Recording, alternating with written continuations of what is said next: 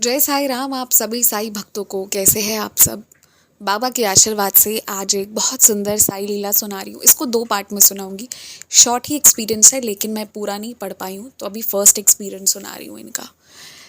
दिसंबर 2023 की बात है। ये बाबा जी की नगरी शिरडी गए थे। इनका जाना तब हुआ था जब इनके रिश्तों में बहुत ज़्यादा उतार चढ़ाव आ रही थी और ये बहुत ही परेशान थे अपने रिलेशनशिप से। कहते हैं ना कि जब इंसान बहुत परेशान हो जाता है उसको कुछ समझ नहीं आता है, और तब जाकर उसके लाइफ में ना उसके गुरु, उसके भगवान आते हैं और फिर वो जीवन भर उसका हो जाता है। ऐसी जर्नी बहुत लोगों ने एक्सपीरियंस की होगी, मैंने भी एक्सपीरियंस की है इन अ डिफरेंट वे। तो ये इन्होंने ना 3 दिन के लिए शिरडी का ट्रिप करा जब ये अपनी रिलेशनशिप के उतार चढ़ाव के उस चरम सीमा पर थे। ये और इनके मदर, 2 लोगों का, ये डिवोटी का और इनके मदर का शिरडी जाने का प्लान हुआ। 3 दिन इन्होंने शिरडी के दर्शन करे, आरती वगैरह करी, सारा सब कुछ करा। पर शिरडी जाने के पीछे का कारण ये नहीं था कि इनको समाधि मंदिर के दर्शन करने हैं या द्वारका माई के दर्शन करने हैं। इनको ये था कि मुझे इंसान के रूप में बाबा को देखना है, और उसके लिए ही शिरडी गए थे।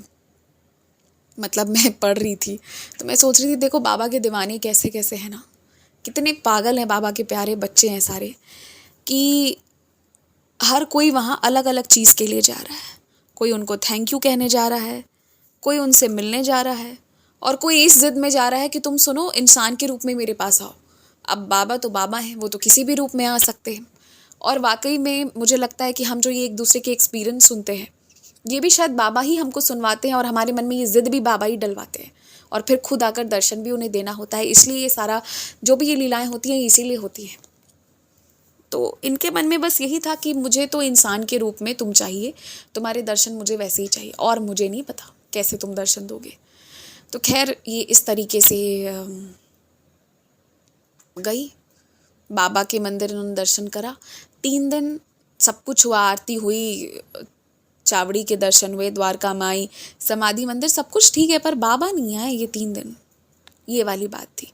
अब क्या होता है कि आधे घंटे पहले जब इन्हें शिरडी से निकलना था, वापस अपने घर आना था, तब इनके ना कज़न का कॉल आता है और वो कहते हैं कि ये अमाउंट है, तुम प्लीज़ मेरी तरफ से डिपॉज़िट कर दो।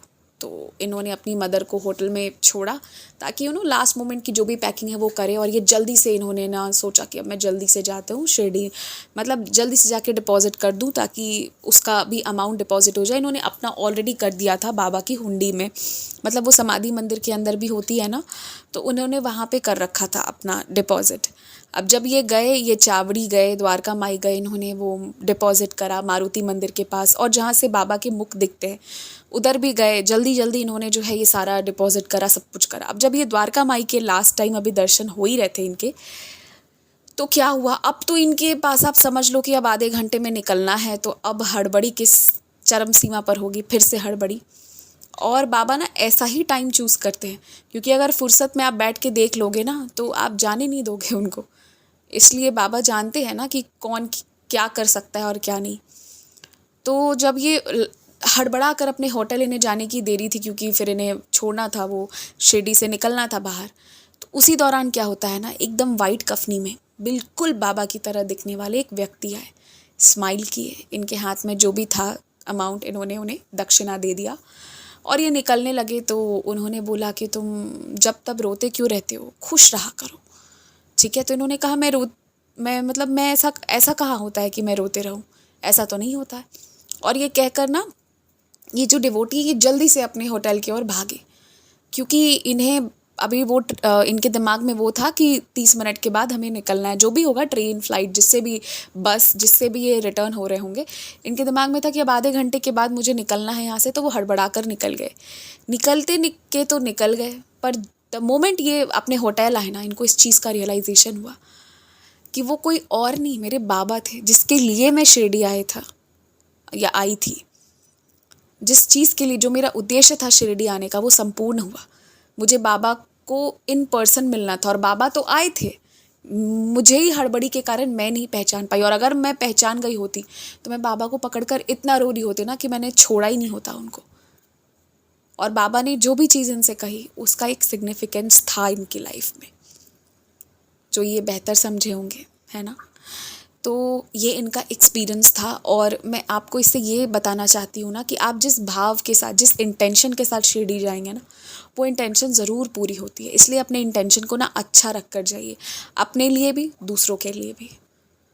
इस चीज़ का ध्यान रखिए। और ये लीला इतनी सुंदर लीला है, हालांकि बहुत सारी मतलब बाबा की कृपा से लीलाएं सुनाई हूँ जिसमें बाबा स्वयं दर्शन देने डिवोटीज़ को आए हैं, पर ठीक उसी तरह इस लीला में भी बाबा ने दर्शन इनको दिया। और ये जिस चीज़ के लिए शिरडी आए थे वो समाधि दर्शन करना या बाबा के द्वारका माई के दर्शन करना नहीं था, शिरडी जाकर उनसे इन पर्सन मिलना था, और बाबा ने वो चीज़ पूरा करा। अब क्या ही हो सकता है इससे खूबसूरत।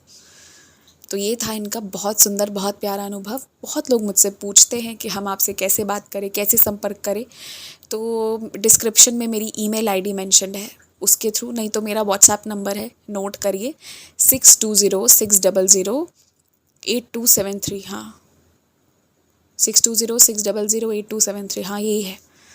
मैं कंफ्यूज हो गई थी 2 सेकंड के लिए। तो इस पर आप भेज सकते हो मुझे अपने मैसेजेस करके, ठीक है। तो आप इसके थ्रू कनेक्ट हो सकते हैं। कॉल मत कीजिएगा मुझे, या फिर उसका ज़िद भी मत करिएगा। मैं सच कह रही हूँ, मैं नहीं कर पाती बात, बाबा होने नहीं देते हैं, टाइम भी नहीं मिल पाती है, और भी सारे काम होते हैं, और पता नहीं बात नहीं हो पाती है। तो जो भी चीज़ रहेगा ना, आप मुझे लिख कर भेज दो, ऑडियो में भेज दो, मैं रिप्लाई कर दूँगी, मैं बात भी करूँगी, लेकिन फ़ोन पर बात नहीं हो पाएगी। बहुत सारे डिवोटीज़ मुझसे कहते हैं बात करो, फिर मैं हाँ कह देती हूँ, पर वो हो नहीं पाता। और अब मैंने ये रियलाइज़ किया कि बाबा नहीं चाहते हैं, तो इसलिए अब मेरी भी अब इच्छा नहीं रह गई है ना। जब बाबा चाहेंगे तो बात ज़रूर होगी हमारी, पर जब चाहेंगे तब। फॉर द टाइम भी आप मुझे मैसेज करना, कॉल मत करना, मैं कॉल नहीं उठा पाऊँगी। आप ज़िद करोगे तो मैं हाँ बोल दूँगी, और उस हाँ को पूरा करवाना ना करवाना ये बाबा की मर्ज़ी होगी। मैं सच ही बोल रही हूँ, अब मुझे कुछ झूठ बोलना है ही नहीं, या कुछ भी क्यों ही बोलूँ, जो सच है वो बात है, सो बात है। तो बस यही था आज का सुंदर सा एक्सपीरियंस। और भी एक्सपीरियंस है, मैं अपने एक्सपीरियंस भी सुनाऊँगी, बहुत दिन हो गए ना सुनाए हुए। आजकल मैं नहीं आ पाती उतना, ठीक है, अभी चलिए कोई नहीं। जय साई राम, टेक केयर। जय साई राम आप सभी साई भक्तों को। बाबा के आशीर्वाद से कल मैंने एक एक्सपीरियंस सुनाया था, ये उसी का कंटिन्यूएशन है। बहुत शॉर्ट है मैं मानती हूँ, पर बहुत सुंदर लीला है। ये जो डिवोटी हैं, ये अभी 3 जून को वापस से इनका शिरडी में जाना हुआ था, जब इनके मन में बहुत सारे सवाल थे। अक्सर इनका शिरडी में तब जाना होता है जब इनके मन में ना बहुत सारे सवाल होते हैं। शिरडी पहुंचकर बाबा से सवाल करना, कभी बाबा से ज़िद करना, जैसा एक बच्चा अपने माँ से, अपने पिता से, भाई बहन जिससे भी, जो उसका सबसे अपना हो, उससे लड़ाई झगड़ा करता, उस पर हक जमाता हो, ठीक उसी तरह। तो इस बार जब ये शिरडी गए ना, इनके मन में बहुत सारे सवाल थे। अब होता ये है कि इनको था कि बाबा आप मेरे ना इन सवालों का जवाब दो, और देखना कितना सुंदर तरीके से बाबा ने इनके सवालों का जवाब दिया है इन्हें। अब ये जब शिरडी में थे, उसके बाद उधर एक मंडप जैसा है मंदिर के पास में ही, जहाँ सब बैठकर पारायण कर रहे होते हैं, ठीक है। तो अब ये एग्जैक्ट जगह मैं नहीं समझा सकती, जो शिरडी गए होंगे उनको आइडिया होगा, और जो नहीं गए होंगे आप बस इतना मानो कि बाबा के करीब, बाबा की नगरी में, है ना। तो वहाँ पर जब ये श्री साई सच्चरित्र जी का पारायण कर रहे थे, उस दौरान क्या होता है कि एक व्यक्ति इनके पास आते हैं और कहते हैं कि मैं जैन हूँ। हाँ, उन्होंने बताया कि मैं जैन हूँ, और आप मुझे बता सकते हो क्या कि इस साई सच्चरित्र जी के कौन से अध्याय को पढ़ने से इच्छा पूरी होती है। और उन्होंने ना कुछ क्वेश्चंस करे इनसे कि कैसे इच्छा पूरी होती है इसे पारायण करने से। अब इन्होंने ना उन्हें आंसर देना शुरू किया। अब जिस दौरान इन्होंने उनको आंसर देना शुरू किया, थोड़े वक्त में इनको इस बात का रियलाइजेशन हुआ कि ये व्यक्ति जो मुझसे सवाल कर रहे थे, यही सवाल तो मैं भी बाबा से कर रही थी, पर मुझे इसका जवाब पता था और मैंने अपने जवाब दे दिए,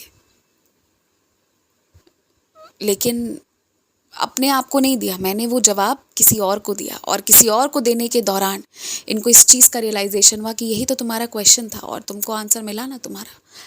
मैं आपको इस लीला से ये बताना चाहती हूँ कि बाबा छोटी से छोटी चीज़ भी हो ना, उसको भी आंसर करते हैं, कोई भी चीज़ अनआंसर्ड नहीं रहती। आपको पता है, इन्होंने जब वो व्यक्ति दुख में थे उनको चीज़ें अच्छे से समझा दी, लेकिन जब वो चले गए तब इनको रियलाइजेशन हुआ इस बात का कि यही तो मेरा सवाल था और यही तो मैं बाबा को पूछने के लिए यहाँ बैठी हुई थी। और उसके बाद ये ना सर घुमाकर आगे पीछे देखना शुरू की कि वो कौन था जिसने मुझे इस तरह से ये सवाल किया, और मुझे ही जो है वो इनको जवाब देते देते मेरे जवाब मिल गए। And as you all know, वो इनको दोबारा दिखे ही नहीं वहाँ कौन थे क्या थे। इन्होंने ये नहीं लिखा है कि वो साईं बाबा जी थे, लेकिन हाँ वो साईं बाबा जी की लीला थी कि उस तरीके से, उस माध्यम से जो है ना, बाबा ने इनके अंदर के सवाल के जवाब इनको दिलवाए। आप लोग ये चीज़ सुने होंगे, ये चीज़ जानते होंगे कि हमारे प्रॉब्लम का सल्यूशन हमारे ही पास होता है, किसी और के पास नहीं होता। जितने देर हम प्रॉब्लम पे फोकस करेंगे उसके बाद उतनी देर प्रॉब्लम रहेगी। जब हम सल्यूशन ओरिएंटेड हो जाएंगे तो फिर सल्यूशन भी निकल कर आ जाएगा। और यही बात बाबा इस लीला से हमें और आपको समझाना चाह रहे हैं। इनको जो समझाना था वो बाबा ने इनको इनके ही माध्यम से समझवा दिया। दूसरे के, जब हम, हमारी जैसा व्यक्ति कोई कष्ट में होता है ना, सेम प्रॉब्लम में, हम चाहे खुद को कंसोल कर पाए या नहीं, सामने वाले को ज़रूर कर लेते हैं। ये टैलेंट होती है लोगों में।